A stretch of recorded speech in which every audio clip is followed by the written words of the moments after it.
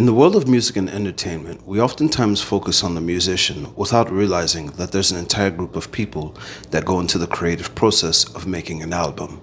And in this series, what we focus on is not so much as the musician, but the artist, the painter, the graphic designer, and the photographer, the people who create the album covers of artists and musicians that you know and enjoy. My name is Pope Stephanos, and this is the artist behind the art. And in today's episode, who we're focusing on is A Tribe Called Quest, Part 2.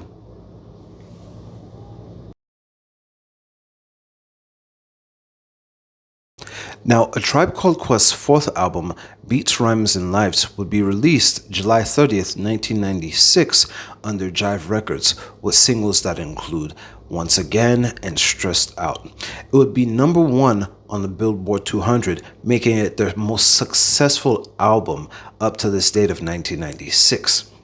Now, the album cover, as I was trying to do my research, it was quite difficult, but as we can see to the bottom left, the artist left their signature right there, which I was able to figure out was Kwesi Stokes or Stakes. I tried finding their Instagram bio, any type of social media account for them. I had no luck. So if there's anyone who has any information on this artist, please let us know down in the comments. That way we can give them a mention and a shout out.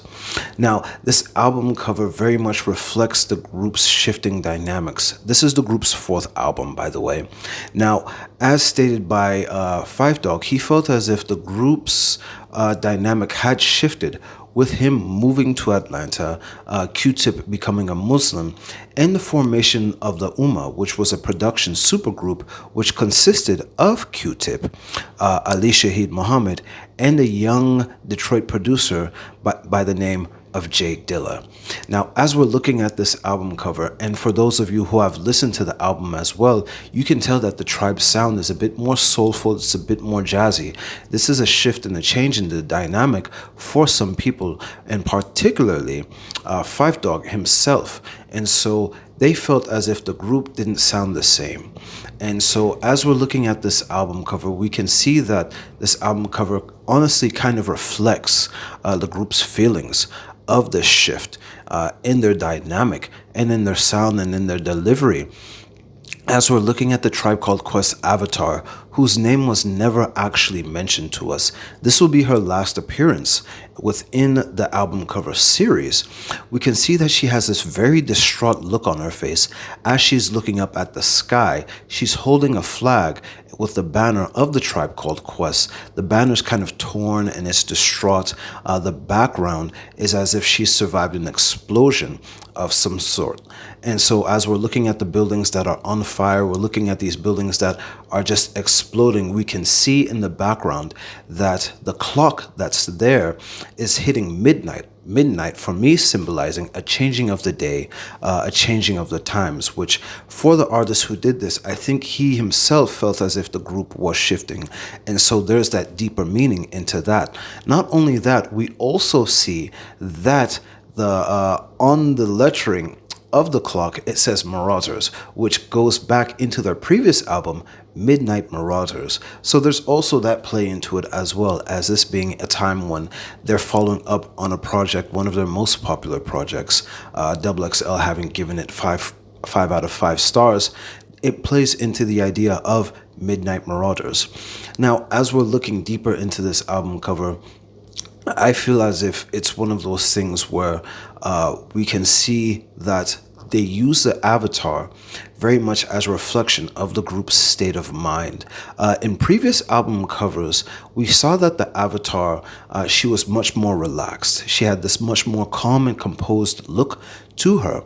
I'm thinking about Low End Theory, where she has this crouched kind of sultry position to her.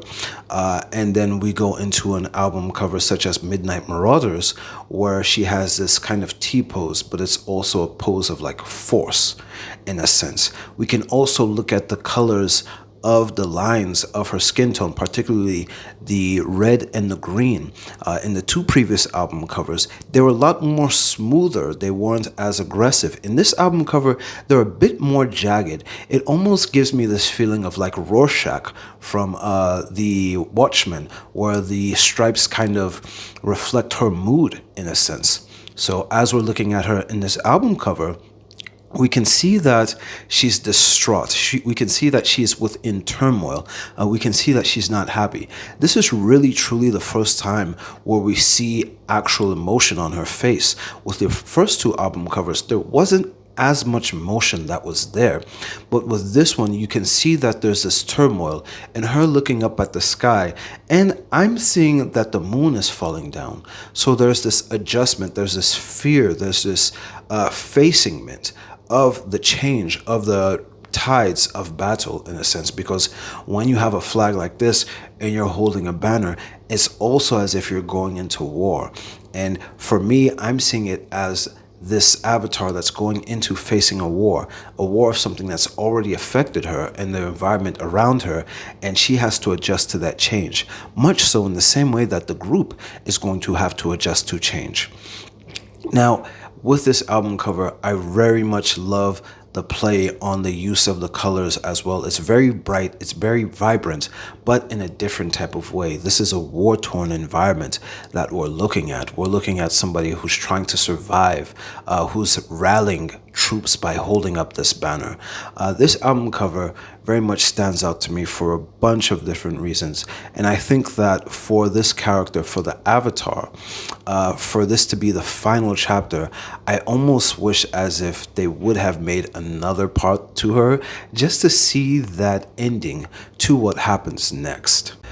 Tribe Called Quest's fifth album, The Love Movement, would be released September 29th, 1998 under Jive Records with singles that include Find a Way and Like It Like That. Now, this album cover is a far cry from their previous album covers, which were much more vibrant, which were much more Afrocentric, which were much more colorful and showy, in my opinion. Not only that, but the group made a very much a conscious effort to symbolize and show their logo within the album covers. We don't really see that in this album cover. What we get is this plain white background with the lettering of A Tribe Called Quest, and at the bottom right, what we see are symbols in astrology, each of them symbolizing and representing something else. Now, as I'm looking at this album cover and as I'm thinking about it, this is the Tribe Called Quest's final album before their long hiatus. And so I think also when we're thinking about this album cover, we must also understand where the group's dynamic is at this current time, with the previous album having such turmoil with Five Dog moving to Atlanta and Q-Tip's conversion and the introduction of the Ummah and the group's overall sound becoming much more R&B and soulful like. We can see that in this album cover, there's kind of a reflection of that in their music that's playing into the album cover as well. So as we're looking at each one of these symbols of astrology, we can kind of break them down and understand them in regards to how the group's dynamic is at this current time. So starting us off, we have Mercury, which is the god of communication, mentality, and thinking. And so as we're thinking of this god and as we're thinking of this symbol, we can see how communication played a big role within the group and how they talked to each other and how the vision was going to roll out, and almost in a sense how it kind of fell apart as the group's dynamic changed and as they grew over time. A second symbol is going to be the crescent of waning moon, which symbolizes surrender, rest, renewal, letting go, and preparing for a new cycle. I think that the group in and of itself came to a head and they realized that they were kind of done, right? In a lot of interviews, you can always tell that there are certain groups and there are certain members who they kind of come to an acceptance and a resignation of, hey, maybe it's time to call it quits. Maybe it's time for us to take a break, or maybe it's time for us to focus on something else. And we kind of saw that in the groups and in their actions with the production of different types of beats and different types of sounds, particularly from Q-Tip and Ali Shaheed. The third symbol is Neptune, who is the planet of ideals, the god of the sea, intuition, spirituality, and compassion. The group has always been this members who have all of these great ideas. They've always been ones who have been very, very close with each other, and so they always share in each other's dynamics. Third, or my apologies, fourth is going to be Venus. And as we all know, Venus is the goddess of love and art. So I don't think we need to go too much into detail with that one. I think we all know what that one would symbolize. Now, our fifth symbol is going to be Chiron, which represents a wounded healer, someone who helps heal and overcome through an experience that they've went through. So think of some going through an experience and having that experience traumatize you or having hurt you, and using that experience that you had to help others. I think that with A Tribe Called Quest, and in a lot of their music and in their message, they went through certain things, and so they themselves see themselves as Chiron, where their message is to, hey, don't follow in our footsteps. Let us use our words and follow our actions to help heal. That way you don't have to repeat the same mistakes that we did. Our next symbol is going to be Vesta, which honestly I couldn't find too much information on. So if anybody knows Vesta, please let me know what that symbol means down in the comments.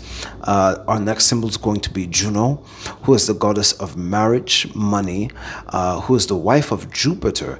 In a sense, she is the patron of love, relationships, wealth. Think of Hera from Greek mythology almost in the same way. Our next symbol is going to be the sun, which we all know the sun, and we know what it means to us as humans and what it means to life on this planet and Earth. With The Tribe Called Quest, I can say that their music is almost in the type that would light up the world, light up the day, and they could see themselves as that because they were this beacon of hope, particularly during their time with the native tongues, where their music was very much bright and it was very much positive and energetic. It was a symbol to see a good light in this world where you had such heavy music all the time. Our next symbol is going to be Jupiter, who is symbolizing growth, adventures, healing, miracles, governs long distance, travel, higher education, religion, and law. Now, I think that this symbol very much plays a significant role in the group, particularly with the long distance part, in the sense that the members have all gone to different states, particularly with Phife Dawg moving to Atlanta, Jarobi having moved on in his career. You have to maintain communication with your friends and those people that you love and you care for, regardless of the distance. I think that that symbol very much plays a big role in the group, just because despite having had this distance, there's still this, hey, we formed this thing, we did this thing together, and we can't let this distance, whether it be physical or it be emotional, be the thing that breaks us apart. Higher education, we know that the group members have always pursued and talked about the pursuit of knowledge. Going into religion, with Q-Tip having converted himself to a Muslim. Mars is going to be our next symbol and planet. With Mars, we all know what this can symbolize. Energy, action, desire, assertiveness, conflict, trigger for challenges. Now, we both know that Phife Dawg and Q-Tip are Scorpios and Aries respectfully. So these two personalities are both governed by Mars, interestingly enough. So just their assertiveness, their drive, right? That wanting for challenge, for conflict, just being those types of MCs, it plays very much into that time in hip hop where it was like, yo, you had to have this type of personality. And now A Tribe Called Quest was great because they exuded this type of coolness to their vibe too, right? But they also had that assertiveness in their vibe and in their flow and their cadence as well. Phife Dawg was just one of the most hardest MCs of all time, and you can just hear it in his lyrics, like they were just like punchlines, like And so with Mars being in this symbolizing in this group, it's not surprising as it governs two of the MCs in the group and how they sound and in their delivery and in their mentality. Our next symbol is going to be Uranus, which is a symbol for sudden and unexpected changes, rules of freedom and originality, but the disruption of the status quo. Uranus also governs revolutionary events. So think of these as things that we're not expecting to happen: an upheaval, a coup, a fight for change, a changing of the status quo that says, hey, we don't want things to be as they are. We want them to be different. Now, with A Tribe Called Quest, they've always been one of those pioneers that have said, hey, we're going to sound like this, we're going to look like this, and we don't care what you think. We don't care what you have to say about it. You're just going to have to accept it, right? We're the leaders of this sound. We're the leaders of this wave. At a time when music wants to sound this type of way, no, we're going to sound like this, right? And we're going to keep sounding like that regardless of how you all feel about us. This album and this sign and this symbol very much plays into Mars and the group's assertiveness. Our next symbol is going to be Saturn, which represents discipline, structure, long-term goals. The group's ideal and their vision was to always last for a long time, was to be forever, right? And I think in and of themselves that they have immortalized themselves in hip-hop. They live on forever through hip-hop. Now, the next symbol I had kind of a difficult time trying to find, so if anybody knows what that one is, please let me know. We Got It From Here, Thank You For Your Services would be the group's sixth and final album, coming after a long period in hiatus, which was released November 11th, 2016 under Epic Records, with singles that included We the People and This Generation. This would be the group's second album to reach the Billboard 200, and with the album title being chosen by Phife Dawg. The album art direction, the design, and the creative director are Anita Marisa Boribon, with the album cover being designed by Richard Prince. Now, a little bit of background on Richard Prince. He's an American painter and photographer who was born in the U.S. Panama Canal Zone in 1949. He's widely known for his American Cowboy photo, which takes a cigarette ad and basically repurposes it and rephotos it into modern times. Now, Richard himself is known and quite controversial for taking photos of other people's work and kind of repurposing it, changing it in his own way. His new portrait series basically consisted of images of other accounts from people's Instagrams and social medias. So he would take their photos, put it into a gallery, and he would sell those pieces, which for some people ruffled some feathers, but for others, they liked the idea of him repurposing these photos, changing them up, switching them up in their own type of way. Now, Richard himself has also stated that in that, he's taking it and he's shifting the direction, he's shifting the scope of how it looks like. So as we're looking at the album cover for A Tribe Called Quest, I feel as if there's a continuation of the avatar that's in this character. Rather than going with the traditional look of the character that we've known her for in the past, where she has kind of this, you can see the figurement of the character, like as in the Low End Theory, or also in Midnight Marauders, you can see the pose of the character. You can see that she has certain types of positions. In this, he's taking the character and almost repurposing her, shifting her in her own type of way. I like that this is done in a way to where you know how people will have their own rendition of a character. People might make, for example, Batman or Spider-Man in a sense, where they'll have their own version of a character depending upon the series. So you'll see Spider-Man, and in one series, his suit might look one way, or the logo might look a certain way, and then in another series, it'll look entirely different. And I think that in this, Prince is taking that character and he's shifting it into his own view of what he thinks she would look like. And I only say that because as we're looking at this character, she does have the familiar red and green stripes that we've seen in previous album covers as well. The difference here and the interesting thing here is that he's picking up on the previous album cover where he's showing this facial emotion in her, this facial expression. I honestly feel as if she's pointing to the crowd. It's almost this Mike Guy kind of pose, the one finger in the air, right? It's like she's looking at the crowd, she's looking at a group of people. There's a smile almost in a sense on her face, and she's saying, hey, we've got it from here.